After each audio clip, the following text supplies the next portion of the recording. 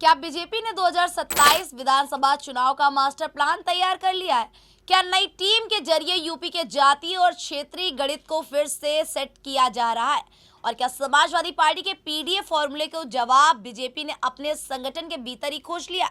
Uttar Pradesh BJP की नई प्रदेश कार्यकारिणी का ऐलान हो चुका है दोस्तों, लेकिन यह सिर्फ पद बांटने की कवायद नहीं मानी जा रही है। इस टीम में ऐसे कई चेहरे हैं जो आने वाले चुनावी रण का संकेत दे रहे हैं।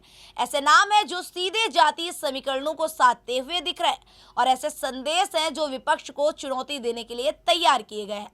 केंद्रीय मंत्री राजनाथ सिंह के बेटे नीरज सिंह से लेकर समाजवादी पार्टी की बागी विधायक पूजा पाल तक बीजेपी की नई टीम में कई राजनीतिक संकेत छिपे हुए हैं। तो क्या यह संगठन विस्तार है या फिर 2027 की चुनावी विसार? इसके लिए आप देखिए हमारी ये रिपोर्ट। नमस्कार, आप देख रहे हैं स्वराज पावर और आपके साथ मैं काजल अवस्थी।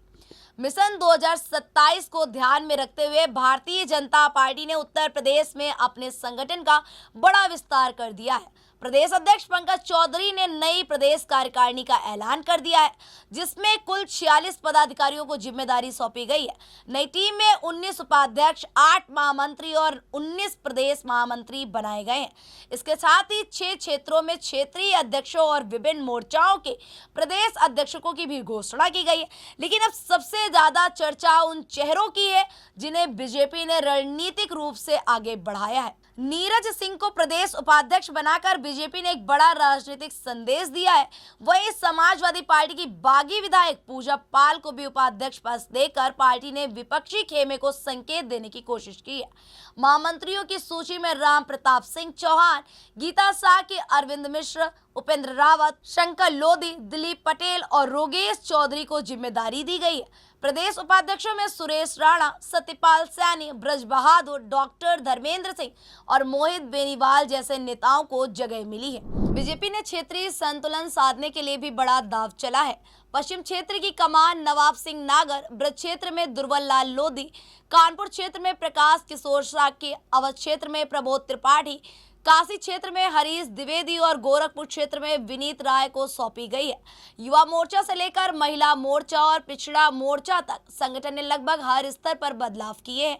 राजनीतिक जानकारों का मानना है कि यह सिर्फ संगठन विस्तार नहीं, बल्कि 2027 विधानसभा चुनाव की चुनावी प्रयोगशाला है। लोकसभा चुनाव में मिले संकेतों के बाद बीजेपी अब बूथ से लेकर संगठन तक अपनी पकड़ मजबूत करना चाहती है। यही वजह है कि नई टीम में ओबीसी, दलित, पिछड़ा, स्वर्ण और क्षेत्रीय प्रतिनिधित्व को खास महत्व दिया गया है। विशेष रूप से गैर यादव पिछड़े, गैर जाटव दलित और नए सामाजिक समूहों को साधने की रणनीति इस कार्यकारिणी में साफ दिखाई देती नजर आ रही।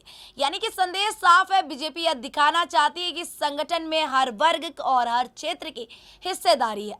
अब सबसे बड़ा सवाल ये है दोस्तों, क्या यह नई टीम 2027 के चुनावी रण में बीजेपी को बढ़त दिलाएगी? क्या समाजवादी पार्टी के पीडीए फॉर्मूले को लेकर इससे चुनौती मिलेगी? और क्या उत्तर प्रदेश की राजनीति का सामाजिक समीकरण एक बार फिर बदलने वाला? ये थी 2027 चुनाव को लेकर महत्वपूर्ण जो रिपोर्ट थी, वो हमने आपको बताया। फिलहाल क्या राय है आपकी, क्या विचार है आपके? 2027 चुनाव नजदीक है, अपनी राय, अपने विचारों को कमेंट बॉक्स में जरूर बताएं।